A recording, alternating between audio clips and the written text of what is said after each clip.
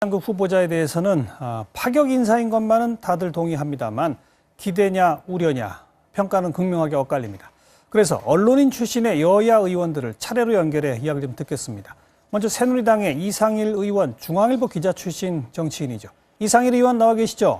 네, 이상일입니다. 안녕하세요. 네, 문창국 후보자랑 같은 중앙일보 출신이신데 네네. 개인적으로도 잘 알고 계세요? 네, 그렇습니다. 90년대 김영삼 정부 때 문창극 후보자가 정치부장을 할 때 저는 정치부 기자로 활동을 했고요. 예. 당시 보면 부장으로서 선이 굵게 지면 제작을 했다고 생각을 합니다. 그리고 상당히 소신이 강한 분이지만 또 부원들과 의견을 존중을 하고 서로 협의해서 지면 제작을 했거든요. 예.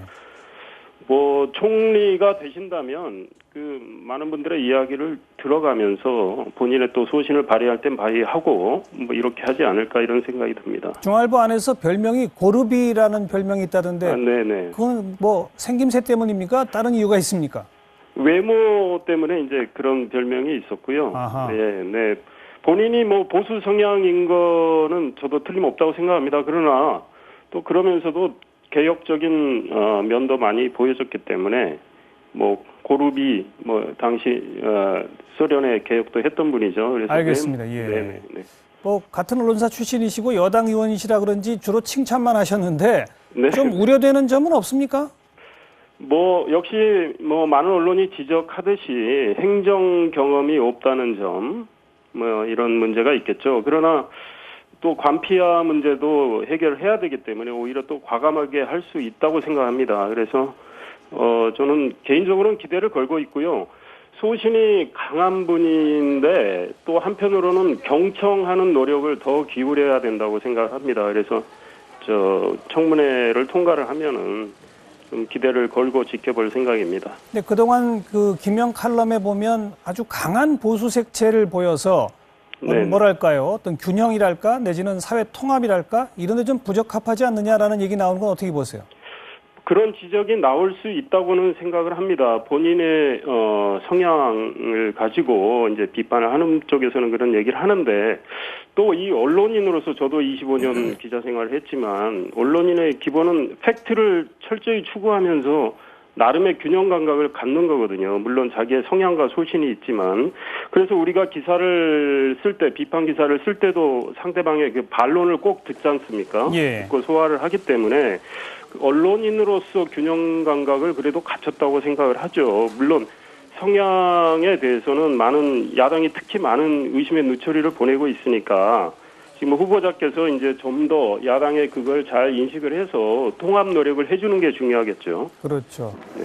오늘 출근길에 책임 총리로서 잘하실 수 있느냐 이런 기자들의 질문에 대해서 책임 총리 처음 들어보는 이야기다 이렇게 답을 해서 지금 해석이 분분합니다. 예. 그러니까 그냥 대통령 말만 따르는 총리 하겠다는 뜻인 거예요? 어떻게 해석하십니까? 저도 사실은 언론 보도를 보고 왜 그런 말씀을 하셨을까 궁금해했는데요.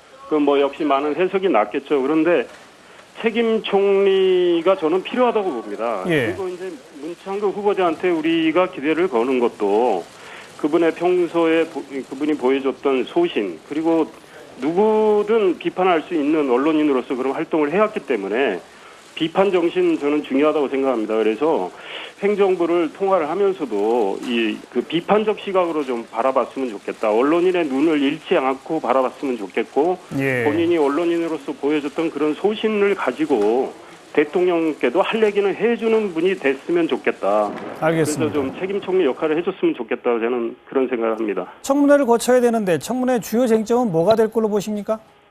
아무래도 지금 야당이 많이 벼르는 것 같습니다. 이제 과거의 칼럼을 가지고 이제 김대중 전 대통령, 노무현 전 대통령. 그러나 개인의 소신과 성향을 비판은 할 수 있어도 그것이 결정적인 결격 사유가 과연 될 수 있느냐. 그러니까 범법이나 도덕적 문제가 없다면 이제 총리의 우리가 자질이나 이런 걸 따지는데 본인의 성향만 가지고 자질이 없다고 할 수 있겠느냐. 이제 이런 문제가 있죠. 그래서 이 본인이 소통 노력하고 통합 노력을 더 하겠다고 할 경우는 그 뭐 낙마의 결정적 사유는 될 수 없다고 보고요. 예. 청문회가 이제 좀 인신공격성 청문회가 안 됐으면 좋겠다 이런 생각을 합니다. 알겠습니다. 여기까지 듣죠. 고맙습니다.